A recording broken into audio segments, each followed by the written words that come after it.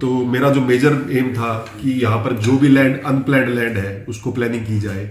या फिर जो लैंड यूजफुल पर्पज के लिए प्लान नहीं की गई है तो उसको इस हिसाब से रीप्लान किया जाए ताकि उसको ऑक्शन करके हमें रेवेन्यू जनरेट हो सके। तो इस कड़ी में लगभग हमने 100 एकड़ के आसपास जो लैंड की है वो आइदर वो लैंड प्लैंड नहीं थी उसकी प्लानिंग करवाई है, या कुछ जो लैंड जो प्लान थी बट गेनफुल पर्पज के लिए नहीं थी वो रिप्लान कराई है। जैसे पटौदी में मैं बताऊं तो हमारे पास सेक्टर 1 पटौदी में लगभग 20 एकड़ जमीन 3 आशियाना स्कीम के लिए रिजर्व की हुई थी और वहां आशियाना की कोई भी डिमांड नहीं है, तो वहां पर हमने रेजिडेंशियल प्लॉट्स कार्व आउट करवाए हैं।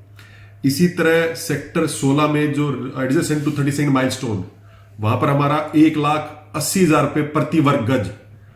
कलेक्टर रेट है, तो वहां पर मैंने 16,000 स्क्वायर मीटर लैंड आइडेंटिफाई करी जिसमें कि हमने शोरूम्स और शॉपिंग कॉम्प्लेक्स कार्व आउट कराए। इसी तरह मैं अगर आपको बताना चाहूं तो सेक्टर 9, 9A और सेक्टर 10 में 60 एकड़ लैंड थी हमारे पास जिसकी प्लानिंग नहीं अप्रूव्ड थी, उसकी प्लानिंग हमारे सीए साहब ने अभी अप्रूव करके हमें भेजी है जिसमें 619 प्लॉट्स हमारे कार्व आउट कराए हैं। इसी तरह जैसे हम पालम बिहार की तरफ अगर हम जाएं और दिल्ली की तरफ हम जाते हैं तो वहां पर adjacent to petrol pump on main Delhi road की तरफ हम जा रहे हैं तो लगभग 2,500 स्क्वायर मीटर की लैंड थी जो पिछले 1990 से कब्जे में थी।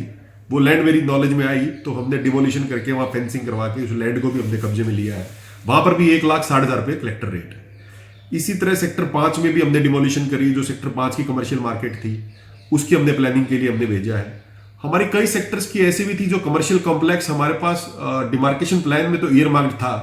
बट उनकी जो स्पेसिफिक प्लानिंग होती है इन टर्म्स ऑफ एसईओ वहां क्या कटेंगे, कितने बूथ रहेंगे, वो नहीं थी। जैसे हमारे इंडस्ट्रियल सेक्टर 37 पार्ट 2, वहां पर हमारे पास 20 एकड़ लैंड का चंक था और 37 पार्ट 2 आपने देखा होगा कि हमारा इंडस्ट्रियल और वहां पर काफी डिमांड है, तो वो 20 एकड़ हमने आइडेंटिफाई करके उसको हमने प्लानिंग के लिए भेजा। इसी तरह से अगर हम छोटे छोटे कुछ पॉकेट्स भी थी,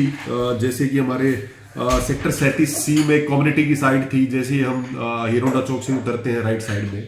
तो वहां पर रिलीजियस साइट्स की डिमांड थी तो रिलीजियस साइट्स हमने कार्व आउट कराई। इसी तरह काफी टाइम से पेट्रोल पंप्स की हमारी साइट्स नई कार्व आउट नहीं हुई थी, तो मैंने 9 पेट्रोल पंप्स की साइट्स कार्व आउट करवाई हैं जो हमारी या तो ग्रीन बेल्ट में हमने कार्व आउट करवाई है या फिर हमारे पास कोई ऐसी लैंड थी जो हम ट्रायंगुलर शेप में थी तो उसको कार्व आउट कर सकते हैं। इसी तरह जो हमने कोविड के टाइम में देखा कि हॉस्पिटल्स की डिमांड काफी है,